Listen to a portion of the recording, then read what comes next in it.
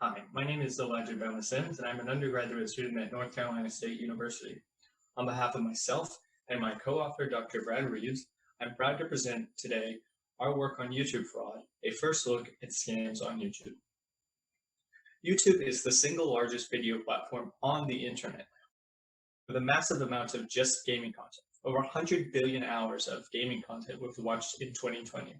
This ubiquity makes the site a natural target for consumer scams. Further adding complexity to the problem, the site works to funnel users between related videos, meaning one could easily go from a reputable content creator like the gaming streamer Ninja to a scam which purports to generate free currency for the game Fortnite. Finally, audiovisual content is hard to automatically screen, meaning that this type of fraud is not easily automatically detected. As the first study to look at this problem, we wanted to ask some broad research questions. First, what do these scams look like, and how do they differ from non-scam videos? Second, how do scammers monetize their fraud on YouTube? What techniques do they use, and how do they target them? Finally, can a classifier alone be used to distinguish scam and non-scam videos? Manual identification is very time-consuming and does not scale well, so if metadata can be used to classify these videos, it makes the process much more efficient. Before we can proceed to talk about our methodology, we first need to discuss what makes a video a scam. While you or I may easily be able to tell based on an eye test, we needed clear criteria, so we looked to US law and YouTube's policy. We set the following bright line criteria, which if met, would mean that a video was a scam. First, if the video committed impersonation, so like this video which pretends to be Yahoo customer support. If a video presented an unbounded giveaway, that's a giveaway without end or rules. Third, if the video had a clearly invalid claimed effect, like this one, which claims to have a glitch to generate Fortnite's in-game currency. And then finally, we had two catch-all criteria, which any other scam would fall under, like claiming to commit a crime or otherwise violating YouTube's content policy on spam, misleading metadata, and scams. With our criteria defined, we could move to data collection.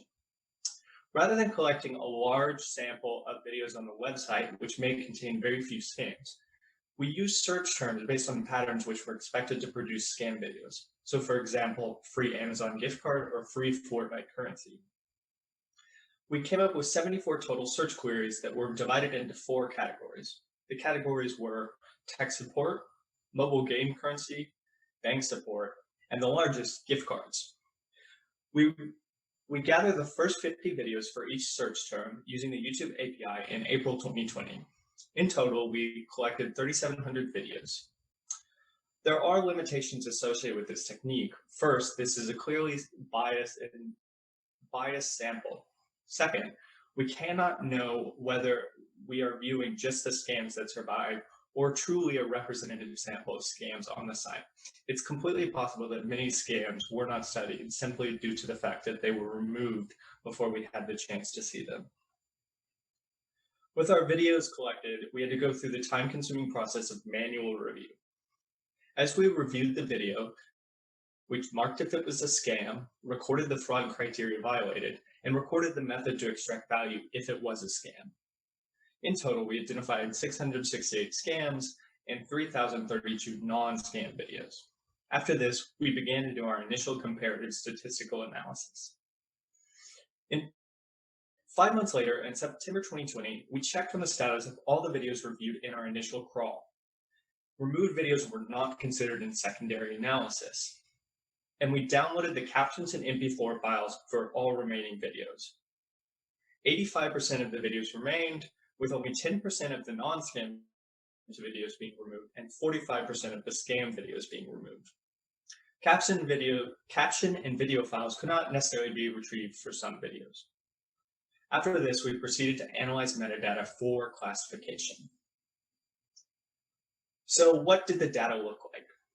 Our first experiment involved collecting and comparing the aggregate statistics of scam and non-scam videos and using a t-test to determine statistical significance. The following table shows the median value for scam and non-scam videos and the percent difference, as well as the statistical significance for each of the following categories. Those statistics related to activity, like views and comments, were shown to be statistically significantly more for non-scam videos than scams. Interestingly, ratio of like to dislike was not shown to be statistically significant, although the median values were different. This indicates that like to dislike ratio may not be a valuable way to tell if a video is reliable or not. Finally, we did find that non-scam videos were significantly older than scam videos. However, scam videos still could remain for a while, with a median age, of 268 days. In addition to these video statistics, we also looked at some channel statistics related to activity level, and they differed significantly. Both the number of videos, total number of video views, and number of subscribers were significantly more for non-scam videos than scam videos, indicating that non-scam channels were much more established than those that hosted scam videos.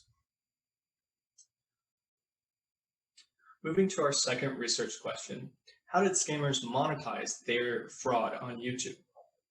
We found that most scams were redirected to external websites, with very few directing users to download an application or to call a phone number. Further, most of the scams were related to mobile games or gift cards. 58% were found with searches related to gift cards, and 32% were found with searches related to mobile games. This second number is even more significant than it seems, as only 8 of our search terms were related to mobile games. All of the search queries related to mobile games contain scams. Some of our queries contain very few scams. Only 8 of the 33 search terms related to tech support contained a scam video, and no scams were found on the 10 search terms related to bank support. This last point may seem strange because banks are where the money is, but it may be the case that banks' relatively large fraud detection teams are able to seek out and report these scams quickly. Additionally, it may be the case that YouTube is already adept at finding big financial heavy hitter scams like those that might target banks. Moving to our final research question, we looked at which fields may be most predictive of whether a video is a scam or not. For this purpose, we used scikit-learn's mutual information estimation, which measures the level of dependency between 2 variables. So we looked at the following statistics relative to whether a video is a scam or not. We found that those related to channel size and popularity were the most significant, with a peak value of 0.17 for channel video count. All other features provided virtually no information, with mutual information values less than 0.02. Even with a peak of 0.17, the mutual information value is not very significant, and taken all together, these variables have little predictive power. We also used mutual information estimation to rank which text is most predictive of scams, looking at the Unigrams in title, description, tags, and channel title. We represented metadata using term frequency, inverse document frequency, text representation, removing words that were used in search terms. We found that for title Unigrams, words related to mobile game/gift card scams appeared the most. For descriptions, we found artifacts of links like com or HTTPS. Unfortunately, tag and channel Unigrams were largely unhelpful, as tags often contain search terms, and channel titles were more reflective of those channels which appeared the most in our data set. The one aspect I have not mentioned yet is the audiovisual content of videos. We did find English captions for roughly 2/3 of the videos, with equal prevalence between scam and non-scam. However, most of these were of poor automatically generated quality. Due to the high dimensionality of the caption data, we tried to use singular value decomposition for dimensionality reduction. Unfortunately, as you can see from the curve to the right, we did not find a rapid reduction in the number of components required to explain most of the variance, and many components were still required. With regard to the video, we found no simple heuristics like differences in bitrate or resolution relating to the properties of video files, which could help distinguish between scam and non-scam videos. For the final part of our presentation, we want to talk about several case studies we found in examining the videos. The first of which were found under free Fortnite V-Bucks gift card search term. These highly similar scams took advantage of the Support a Creator program that Epic Games has, where viewers of content creators can add a code to their game to provide monetary support to creators when they spend in-game currency. These videos would present it as though this was an essential part of getting 1 million free V-Bucks, for example, but in reality, nothing would happen. While this may seem as like harmless clickbait, the monetary extraction from their viewers makes this a very insidious scheme. The second case study we observed is something we termed gift card generators, which made up 62% of the scams. In these cases, a search term like free PUBG currency would direct to a video, which would present a website, which would show you how to generate free currency or gift cards. In this case, and this is similar to many graphics we've found, you would see sort of a presentation as though they are hacking PUBG to provide your currency. The way they would extract value from the user is by then presenting a survey, which would ask the user to do human verification and give some income to the person who created the website.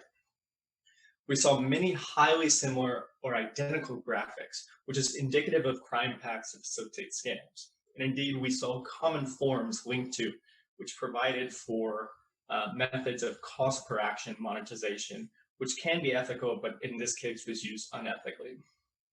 Ultimately, while there's more in the paper, the key takeaways from this research are that our manual identification of a large number of clear scams indicates that this is a widespread problem. Second, metadata alone is unfortunately may not be useful to classify videos. Future work should look at monetization methods and crimeware used to perpetuate such scams. And finally, more information from YouTube about the quantity and tactics of scams may help consumer advocates and regulators better understand the problem. Thank you for viewing my presentation.